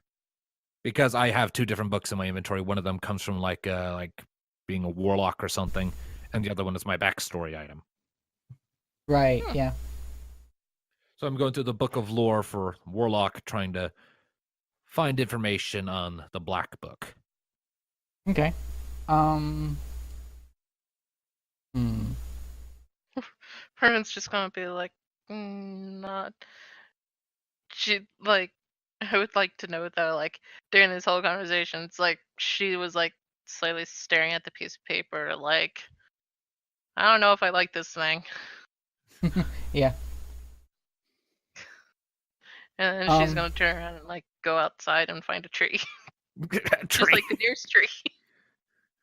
Just sleep under a tree. She's used to being outside all the time and stuff. And Oh yeah, that makes sense. It's fine. All right. wait, is there any like animals running about? Um, there's like wild squirrels and rabbits just sort of meandering through the forest. Not any real predators or any real big animals. Not that you No can see pets. anyway. No cats, no dogs, Nope, not right now. no goats. Not at the moment anyway. Okay, well, she's Um, gonna go find a nearest tree, wherever that is. tree, right there. Sure. Okay, she just goes over to the tree. She's going to attempt to climb it first. Okay. Wait, how big is this tree? It's pretty big. It's full, Okay, it's full grown like oak tree. It's a very big tree. she's going to attempt to climb it. So, As that athletics or acrobatics? I Athletics. think athletics. athletics. Yeah. Whichever one is strength based. It's a little bit harder than you would think. Because the nearest branch is like still a little taller than out of her reach. And you like reach out to go and grab it, and it you almost miss it, and then you catch yourself with your other hand, and it's a little bit harder at first because some of the branches are a little high, but you manage, and it can hold your weight pretty good. It strains a little, but it's fine. Well, she was gonna go like keep climbing to find a sturdy spot that doesn't strain. Yeah. That's fine. Like it kind gets, of at like the base of like the big main limbs coming off. yeah. You're fine. You pretty much find maybe a quarter of the way up a good solid base that you could sort of lay about on if you wanted to. And she's gonna sit there and nibble on her rations. Yep. And it's starting to get a little bit later in the day, So you're climbing to the top of the tree and sitting in here just as like the sun sets, and it's a really cinematic and pretty and all that stuff. Hmm. Like once the sun's been down for a couple hours is when Locke will probably put away his shit and go to sleep. Yeah, right.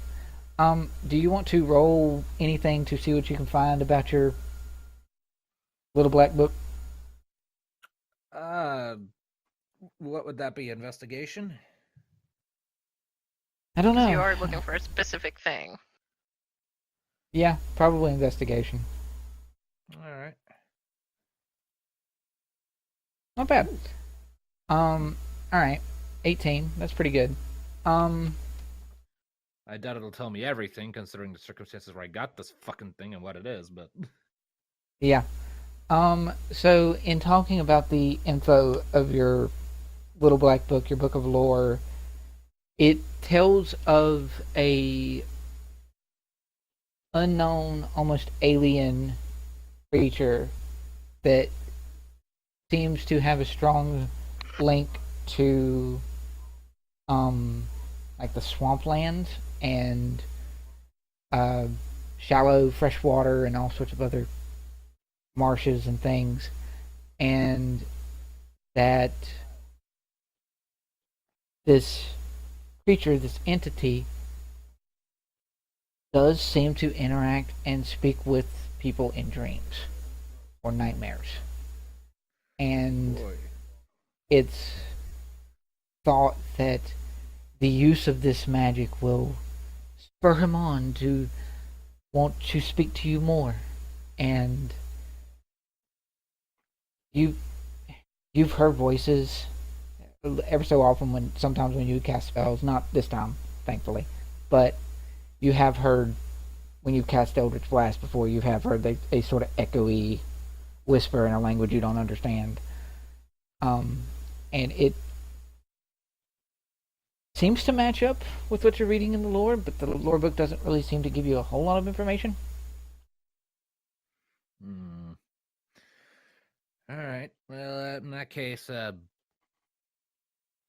before I'll go to bed, I'll sit cross-legged on the bed, just hold out my hand and sort of conjure up the sort of inky blackness again and just kind of let it hover in the palm of my hand and just concentrate on sustaining it. Oh, okay. And I'll hold that for about, I don't know, like 30 minutes or until I hear something whispering in my ear, whichever comes first. All right. You do hear a sort of echoey reverb voice in your head.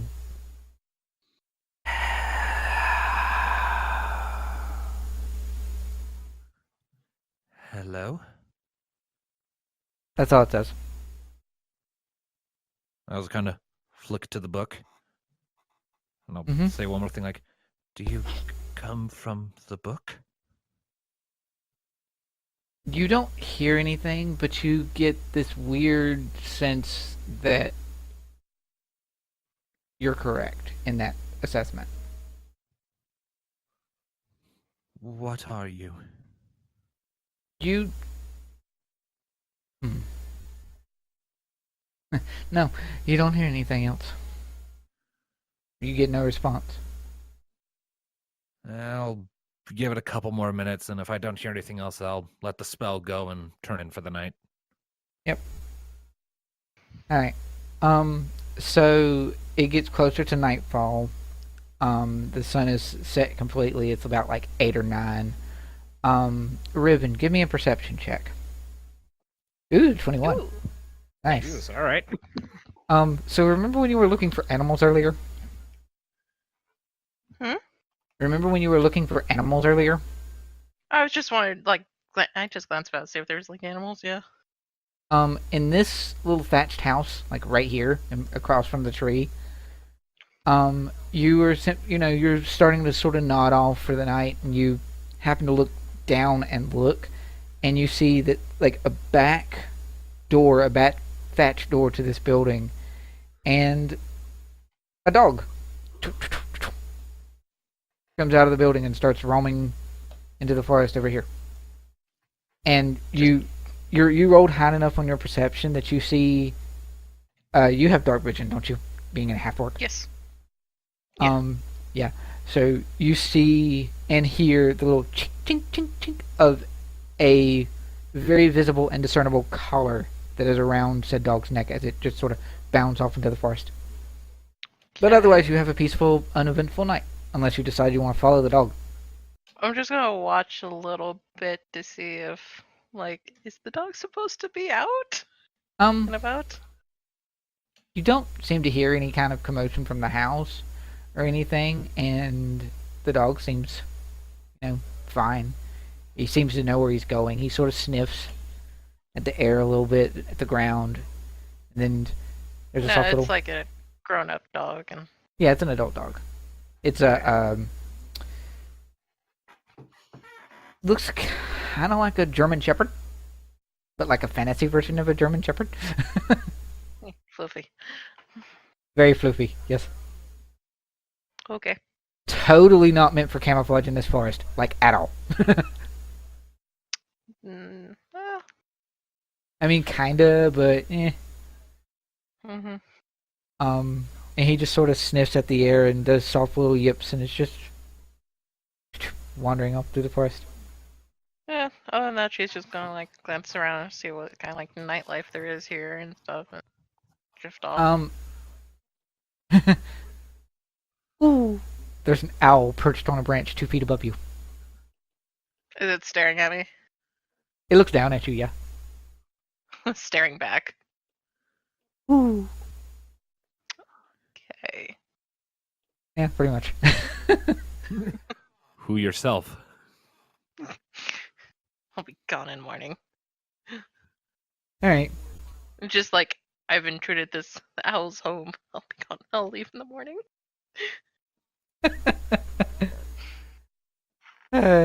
After, like, maybe 20 minutes or so, the owl sort of just flutters off. Oh, I guess I was bad company. And you eventually wander out, get some sleep for yourself. Mm-hmm. So Locke. Uh-oh. This is your fault, dude. I wasn't gonna do this unless you like randomly passed out, but you poked the beast. Well, yeah, I poked the beast. I want to know what the hell it is. Yeah. So you're asleep. You find yourself. You know you're asleep. Admittedly, you know you're asleep. This does not feel real so much as it just feels very lucid. It's very much like you're there, but you are consciously aware that you are asleep. All right. Very sort of backwards like that. And you are not in a forest. Well, you are in a forest, but not the same forest. And you're not in a thatched room. You're not on a bed. You are standing about upper, like thigh, like at your thigh, deep in marshy water. And the forest here looks much different. It's not bright. It's very dark. Do half elves have dark vision? I think they have low light, don't they? I believe so. Let me check my sheet. Yes, I have dark vision. Oh, you have dark vision. Cool. Yeah. So you're looking around. You know it's dark, but of course you can see just fine. And other than moving your head to look around, you can't move. You can't run. You're sort of stuck, almost like it's quicksand, in said marshy water. Well, if it's like quicksand, then I'm going to hold perfectly still. So you look forward, and you see sort of maybe a good 20, 30 feet up away from you, and looking straight at you, a single sideways pupil. It's like the eye of Sauron up in here. And it's looking straight down at you. Wait. Hello. It speaks in that same sort of wispy voice. It says your name, your real name, which, Shuffling. based on your paranoia, you probably haven't told anyone. I have not. You are correct. Since you have left, you have not told anyone. So, yeah, says your real name. And that same sort of wispy, echoey voice. And you see, for lack of a better term, because that's what it is, you see a tentacle sort of writhe out of the water and beckon for you to come closer. And then you can suddenly find that you can move. You can't go backwards, but you can move. I will slowly move forwards and ask, "What are you?" Does it answer before I get within reach? I am a friend. I'll hesitate a bit. Friend. Do you have a name? You don't need to know that just yet. But you will.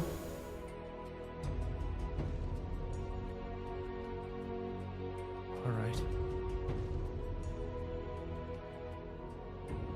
How do you feel about those around you right now? I don't know them. I can't trust them. Can't trust anyone, can you? Sort of shake my head. You need friends. You need someone to show this wonderful power I gave you to. Sort of lift up one of my hands and see if I can conjure up the inky blackness again. You do, and when you do, you see that the swamp water that's around your feet swirls around your hand with it.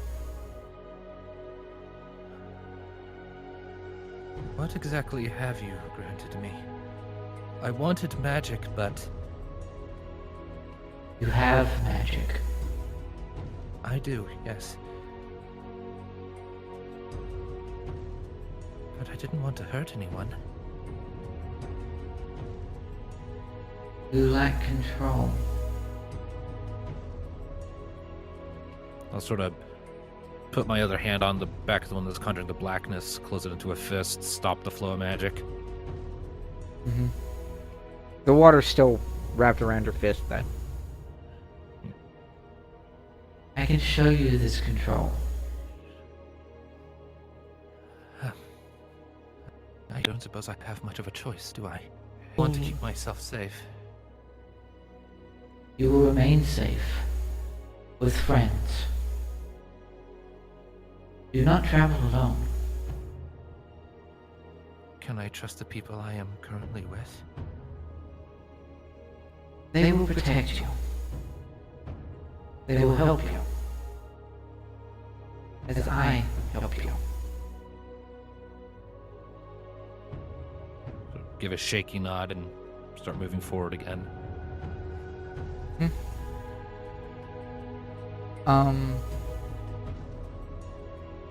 You continue to sort of step and move forward, and you eventually find yourself coming closer, and you see a very Lovecraftian thing that is just staring you down, and you can't even... The body that you're looking at, you can't even begin to try to figure out any degree of anatomy or anything. It's like, it's not an ooze or any other sort of creature that you've ever seen before. It's very alien, it's very strange. And it's enormous, right? Yeah, it was very big. We're talking probably it when you initially saw that Eye of Sauron from a distance, you assumed that it was so high up because it was perhaps something that was flying, or just something hiding in the swampy trees. No, you were looking at something that's probably a good 30, 40, 50, 60, you have no clue, easy feet tall, that's very large. As you come closer, you start to realize that one solid Sauron eye is by itself bigger than you are. And you look behind you for the briefest moments, and the tentacles splash and come back towards you, and you wake up. Okay. Uh-huh. Probably jolting awake because you're terrified.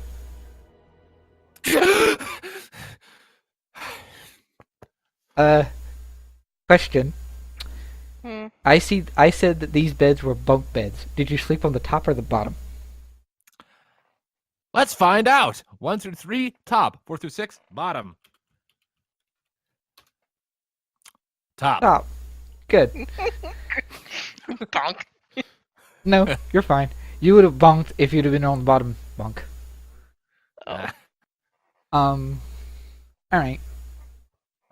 So you sort of bolt awake, and in time with your almost in time with your scream, you realize two things. One, it's morning. It's probably maybe 5 or 6 a.m. Or not 6 a.m., like 8 or 9 a.m. rather. It's very clearly sun is present. It's now morning. And at about the same time that you are gasping awake, there's a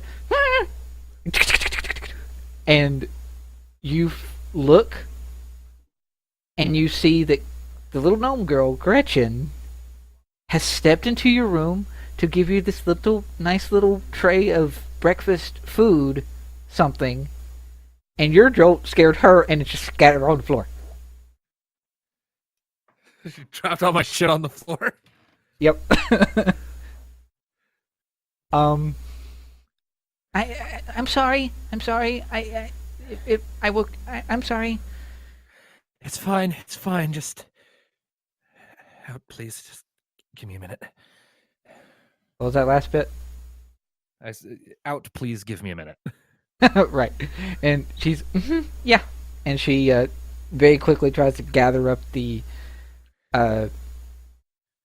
dishes and stuff. Luckily, it wasn't any kind of fine china or anything crazy like that. It was mostly just like wooden bowls and all this other. And she just sort of gathers it up and makes no effort to try to clean the mess of a little porridge that's on the floor, because that would take too much time, and she's out the door. Locke will take a few more minutes to kind of catch his breath, hop down from the bed, clean up the mess himself. Why not? Is there anything he could use to scoop it into a small container or something? Yeah. Any small containers I could scoop it into? Yeah. You actually have the berry bowl that you got from before. The empty bowl is sitting on your desk. I'll go ahead and scoop the porridge into the bowl and take another moment to finish calming down and bring it out. Look for Gretchen, or whatever her name is. Gretchen, yeah. She's not far away, actually, and she's just, thanks. Sorry. You're fine, you're fine. It's not your fault. I had a nightmare. Oh. You get those too, huh?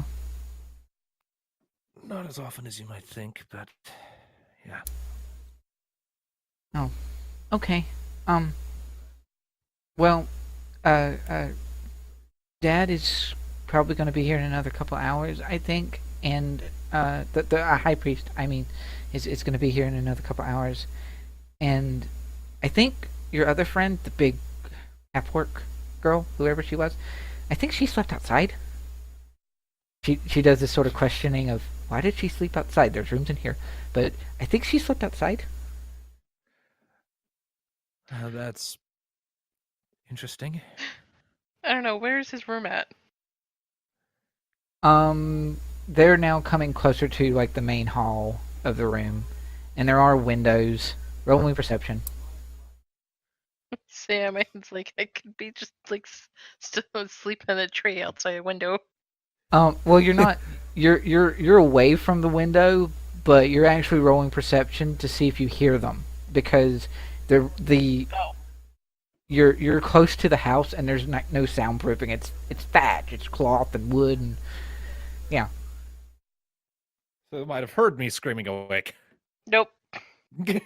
Nah, There are now like 15 small birds sitting in the tree just chirping at me.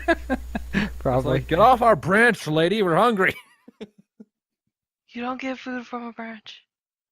All right. Anyway, Fuck you, first off. Second.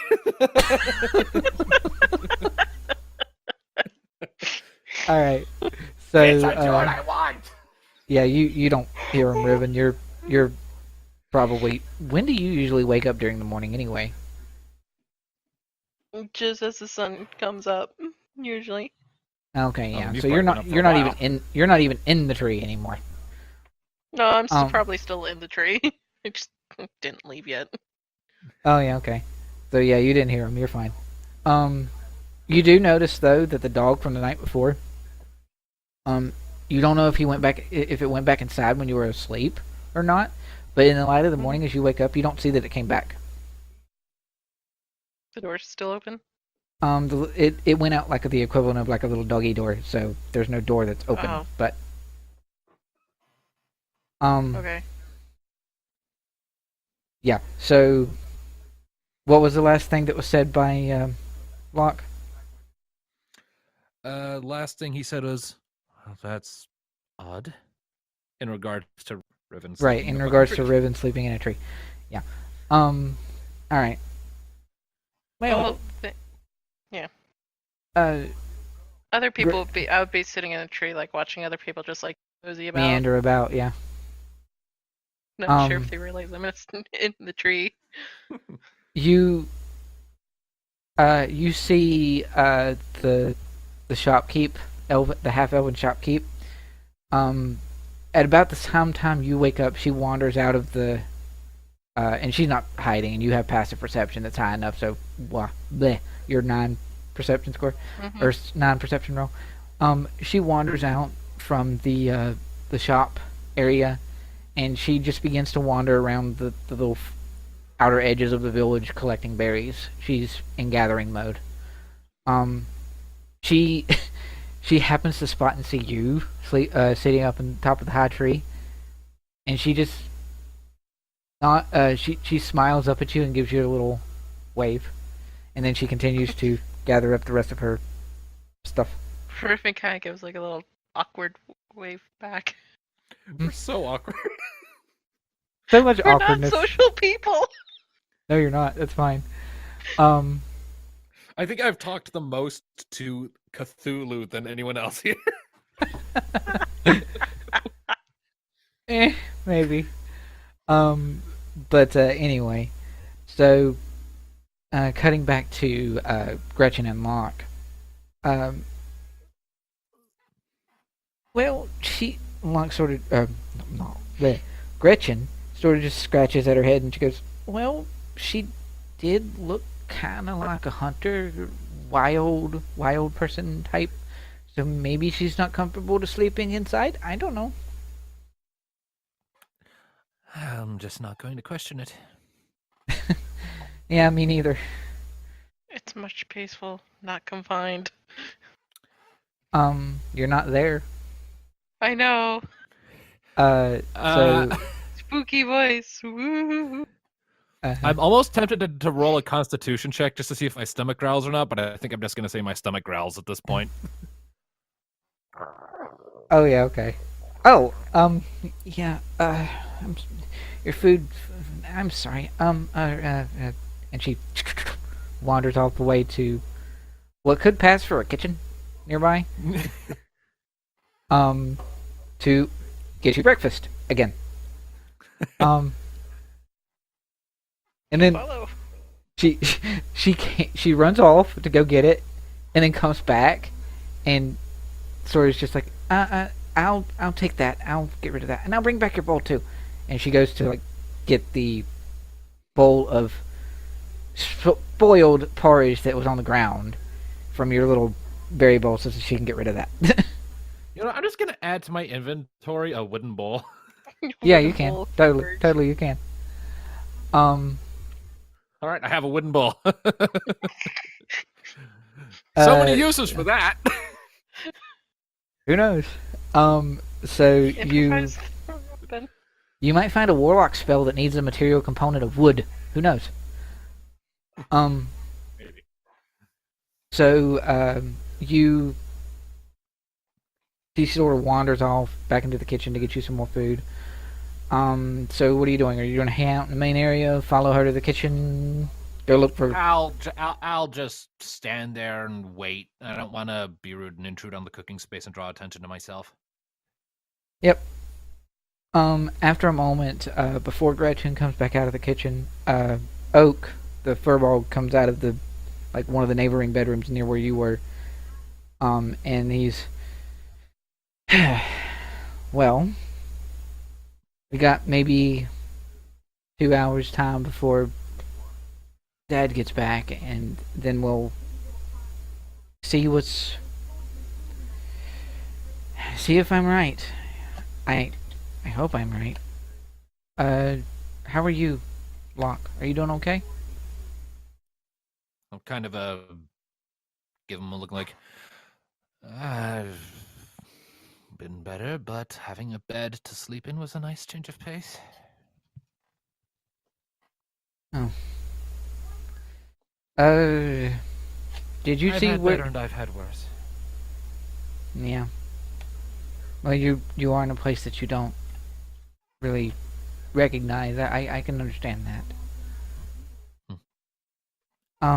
Did where's Riven? Did she sleep in here, or did she go outside, or?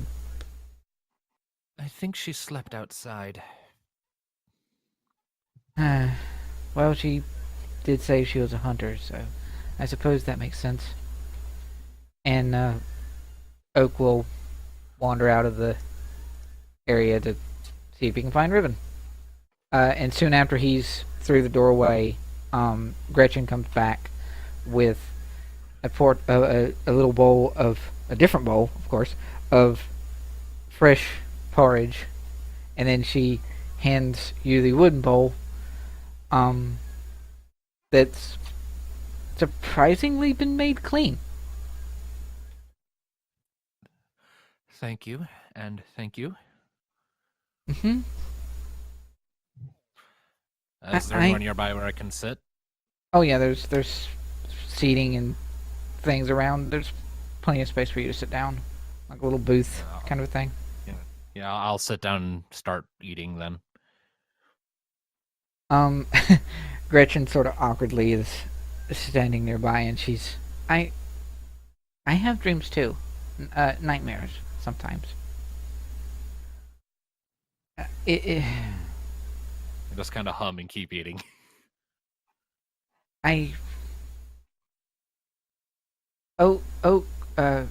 Ermidor, he helps me with that stuff sometimes. He's a really good listener. If you need to talk about anything, I'm sure he'd be willing to help you. I'll take it under advisement. Taking out the bite of the spoon. Okay. Right, yeah. Okay. I'll leave you be. And she Thanks. just sort of wanders back off into the kitchen. I've made a child feel awkward. I feel great about myself. Good job. You got the bowl. Roll me an Arcana check. Ooh. That's good enough. 15. Yeah. You feel, as you're sort of eating and sitting at the porridge, You feel as though there's the briefest hint of a magic signature of some sort on your little wooden bowl. How I wish I had detect magic. I'll just kind of look at my bowl for a bit, shrug, and put it back in my pack. Mm-hmm.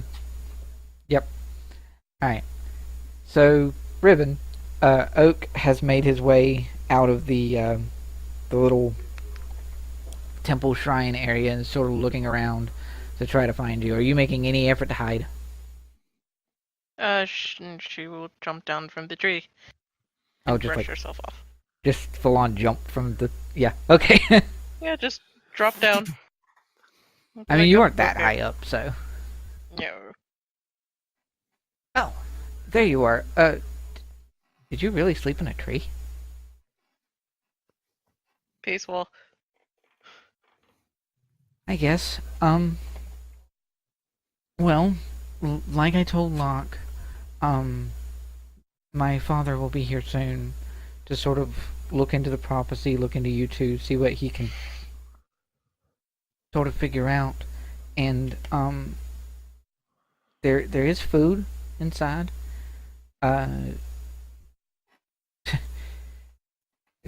Gretchen is surprisingly good at making meals and foods for breakfast when we do rarely have guests, and I'm sure she would appreciate you coming in and enjoying some sort of a breakfast. So, are you okay coming back on in to get some food? Okay. You come back on in and find Yeah. Locke sitting at one of the nearby booths, little pew sort of areas, uh, eating porridge. Probably not scarfing it because he's not starving now, but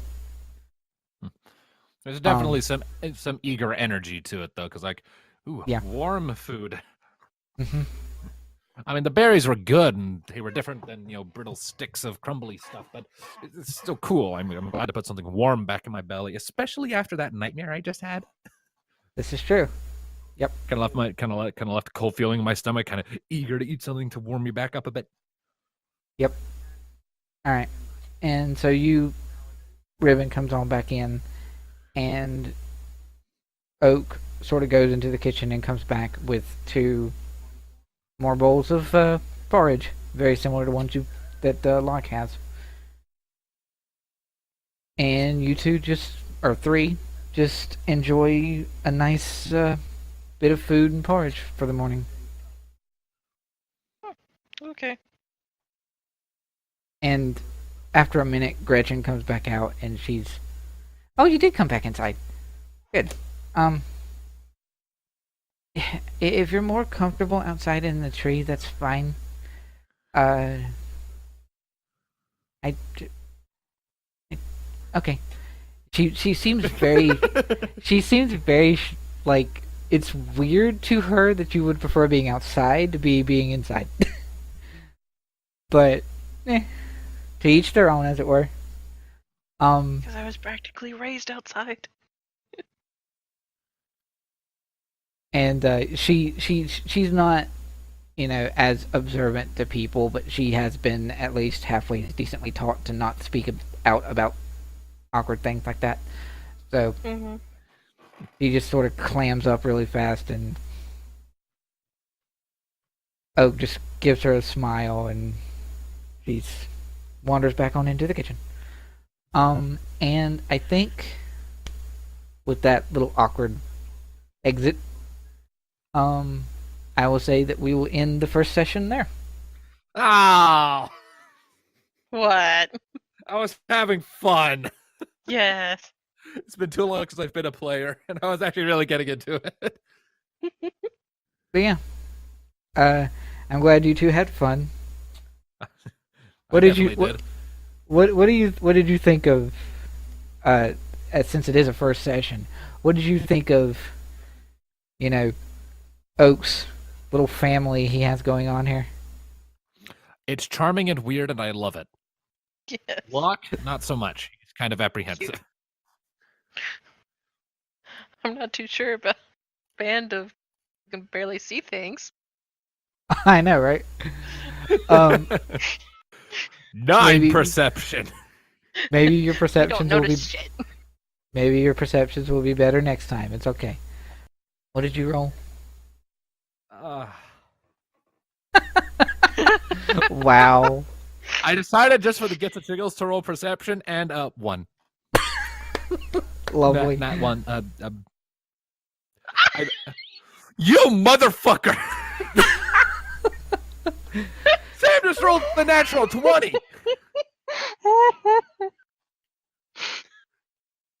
Son of a bitch. That's hilarious. Okay. All right. So this I will do. I don't know how much Brian is used to this sort of thing, but in true fashion, like I do in Naruto, I still like that sort of closing out.